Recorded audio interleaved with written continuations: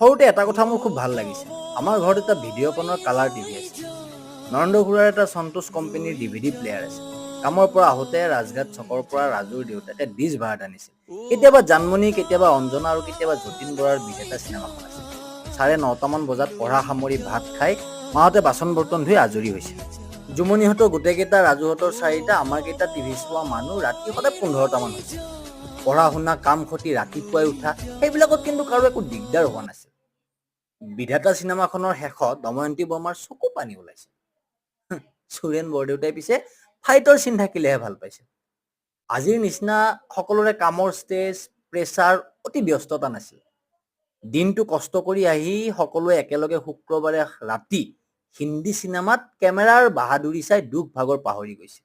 সময়ৰ লগত কথাবিলাক সলনি হ'ল, নাজানো ভালেই হ'ল নে বেয়াই হ'ল। আমাৰ অতি মৰমৰ টিভিটো কিন্তু এতিয়া বৰঘৰৰ ছানছেটত পৰি ৰ'ল।